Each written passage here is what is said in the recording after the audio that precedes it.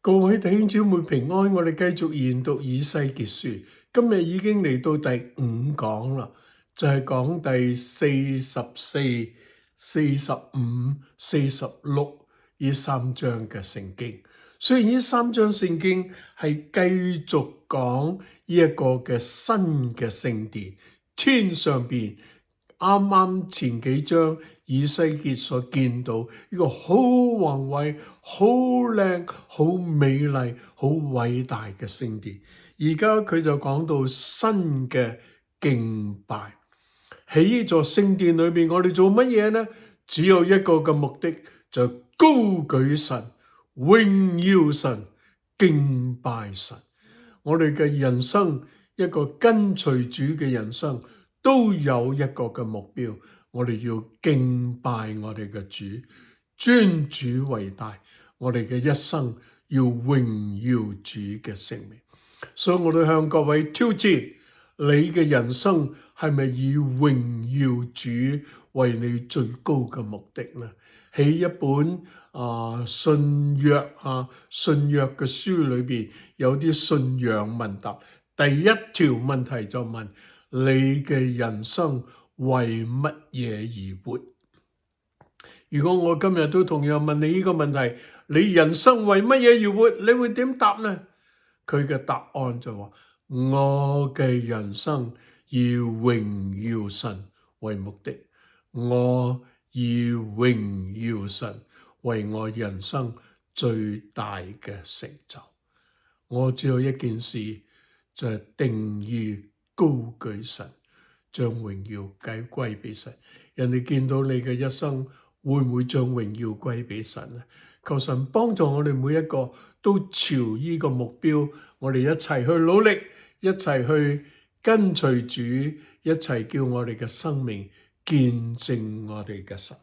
好，44章就神吩咐要關閉東門，所以呢個吩咐呢，一路到今日，耶路撒冷整個城有好多個道門，道門都開得，唯有呢座東門係關閉，又稱為金門。記唔記得當彼得入聖殿經過金門嘅時候，佢見到一個瘸腿嘅人坐喺聖殿門口，佢話金銀我都沒有，但我將我所有嘅，就我奉拿撒勒人耶穌嘅名，叫你起嚟行走。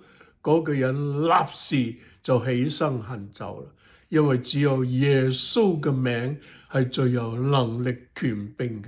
彼得唔係奉其他嘅名，佢乃係奉拿撒勒人耶穌基督嘅名，吩咐嗰個瘸腿嘅人起嚟行走。哇，幾咁有能力！所以東門從此之後就關閉，唯有君王可以出入呢一個門口。主嘅榮光要充滿聖殿，主嘅榮光係由東面嚟嘅，就充滿成個聖殿。未受割禮嘅人係唔可以進入聖地嘅，撒督嘅後裔先至可以做祭司吓。呢一個就係祭司嘅定例，祭司係世襲嘅吓，撒督嘅後裔先至有資格做祭司。然後44章又講到祭司嘅定例。所以神真係一個好 detail 嘅神，好詳細嘅，將各樣嘢都安排詳盡，叫我哋去跟住去行。好，45章就講到一啲嘅地啦吓。首先就講到歸聖所有邊啲嘅地，第二建城嘅地份，要建呢座城喺邊度起呢？嗰個地界係點樣呢？第三係講到歸王嘅地份，歸呢個王有啲乜嘢嘅地份。第四就見為王定咗一啲嘅例，讓呢啲嘅王知道點樣去做。我想讀一讀嘅就第45章嘅第7節。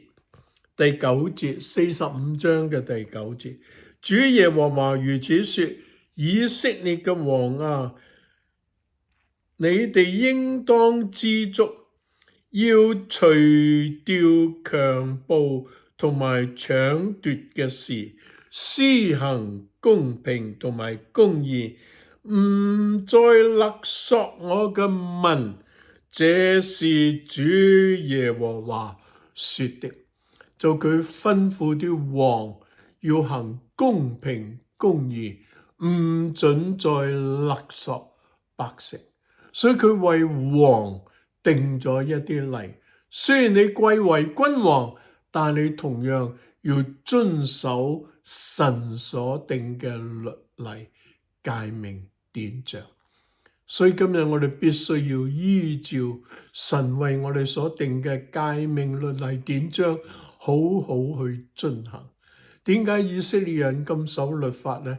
因為佢哋知道律法就係神嘅規定，所以佢哋好研讀摩西五經，好緊密遵守律法書上所有嘅規條、所有嘅定例、所有嘅法則。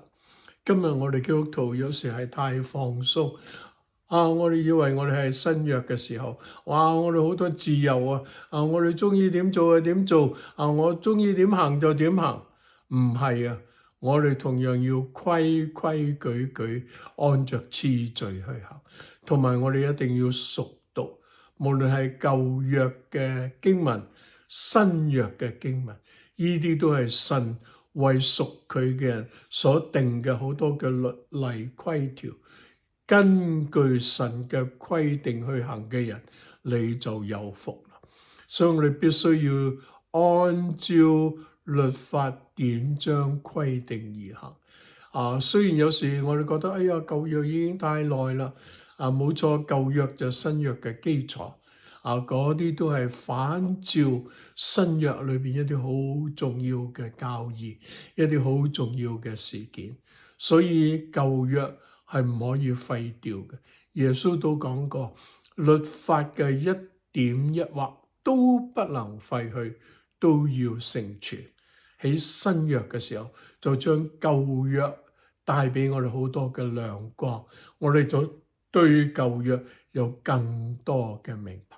所以求主幫助我哋，讓我哋成為一個對舊約又熟悉，但係我哋又緊以新約嗰個嘅生命，嗰個神賜我哋一個活潑嘅靈，我哋嚟到去行在神嘅道路當中。